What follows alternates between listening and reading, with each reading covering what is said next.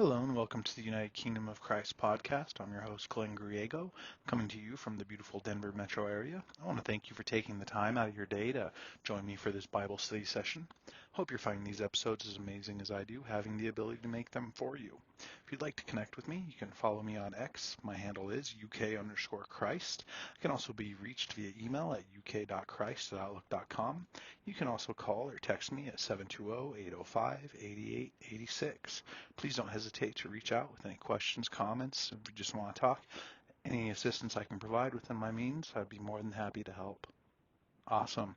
Well, looks like today we're going to be in Genesis 22, and we'll go ahead and, I guess, finish off Genesis 22 today. One moment. Sorry about that. So, now it came about after these things that God tested Abraham and said to him, Abraham. And he said, Here I am. He said, Take now your son, your only son, whom you love, Isaac, and go to the land of Moriah, and offer him there as a burnt offering on one of the mountains of which I will tell you. So Abraham rose early in the morning and saddled his donkey, and took 2 of his young men with him, and Isaac his son. And he split wood for the burnt offering, and arose and went to the place of which God had told him. On the 3rd day Abraham raised his eyes and saw the place from a distance. Abraham said to his young men, Stay here with the donkey, and I and the lad will go over there, and we will worship and return to you. Abraham took the wood of the burnt offering and laid it on Isaac his son, and he took in his hand the fire and the knife. So the 2 of them walked on together. Isaac spoke to Abraham his father and said, My father. And he said, Here I am, my son. He said, Behold, the fire and the wood, but where is the lamb for the burnt offering? Abraham said, God will provide for himself the lamb for the burnt offering, my son. So the 2 of them walked on together. Then they came to the place of which God had told him, and Abraham built the altar there and arranged the wood, and bound his son Isaac and laid him on the altar on top of the wood. Abraham stretched out his hand and took the knife to slay his son. But the angel of the Lord called to him from heaven and said, Abraham, Abraham. And he said, Here I am. He said, Do not stretch out your hand against the lad, and do nothing to him. For now I know that you fear God, since you have not withheld your son, your only son, from me. Then Abraham raised his eyes and looked, and behold, behind him a ram caught in the thicket by his horns. And Abraham went and took the ram and offered him up for a burnt offering in the place of his son. Abraham called the name of that place, The Lord Will Provide, as it is said to this day, In the mount of the Lord it will be provided. Then the angel of the Lord called to Abraham a second time from heaven, and said, By myself I have sworn, declares the Lord, because you have done this thing, and have not withheld your son, your only son. Indeed, I will greatly bless you, and I will greatly multiply your seed as the stars of the heavens, and as the sand which is on the seashore. And your seed shall possess the gate of their enemies. In your seed all the nations of the earth shall be blessed, because you have obeyed my voice. So Abraham returned to his young men, and they arose and went together to Beersheba. And Abraham lived at Beersheba. Now it came about after these things that it was told Abraham, saying, Behold, Milcah also has borne children to your brother Nahor, Uz his firstborn, and Buz his brother, and Kemuel the father of Aram, and Chesed and Hazo, and Pildash, and Jidlaph, and Bethuel. Bethuel became the father of Rebekah, whose 8 Milcah bore to Nahor, or these 8 Milcah bore to Nahor, Abraham's brother. His concubine, whose name was Remuah, also bore Tibah, and Gaham, and Tahash, and Makkah.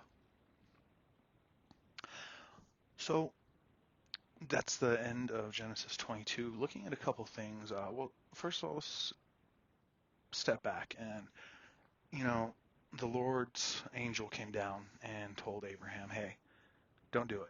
Don't hurt the lad. And it says here that the Lord will provide, right? And as we look at prophecy and just further on down the road, true connections to the New Testament and Christ, right? And the Lord did provide Christ, his son, his only begotten son, for this reason. And that was the timing. But it was a test also, right? Abraham had to actually practically go through with it. He had done everything. He had built the altar, he'd gotten the wood, had the knife, was ready to rock and roll, and actually offer his son. That's how much Abraham actually trusted the Lord. And the Lord found out that Abraham also trusts him. And it truly is beautiful, and we're so blessed to actually live in this time where these things have actually already passed to where we did get the actual sacrifice of God's only Son, his only begotten Son, Jesus Christ, that it was for the reconciliation of the people. And it says later on that Abraham's seed would bless the entire world, pretty much, right? Not even pretty much, but the entire world. And I feel that we are all truly receiving the blessings from that. We do now have an opportunity. Prior to Christ, we did not have the opportunity to actually have a relationship with the Lord. Although we were his creation, that actual relationship that I try to get everybody to nurture so much, it wasn't really there. That's why you see like Abimelech was trying to get Abraham to intercede for him because the Lord, right? Are you following me here? Pretty much. Once again, Abimelech, and I know this was previous, but Abimelech requested Abraham to intercede or mediate between the Lord and himself, understanding that Abraham was a man of God, that he was chosen by God. And like I said, we're just super blessed in these days because Christ did come. And following all the prophecies, I'm sure some of you have actually heard the astronomical, odds, I guess is what they do it, or the statistics of it, where they're like, oh, well, all the prophecies that Christ had actually fulfilled, it becomes into these just like staggering astronomical, like one in this many. But yeah, so really, that's pretty much it. I want to thank you again for taking the time to join me for this Bible study session. My name is Glenn Griego. I'm your host here on the United Kingdom of Christ podcast, coming to you from the beautiful Denver metro area again. Once again, if you'd like to connect with me, I can be followed on X at UK_Christ. I can also be reached via email at uk.christ@outlook.com. You can also call or text me at 720-805-8886. Once again, please don't hesitate. Have a beautiful day. God bless.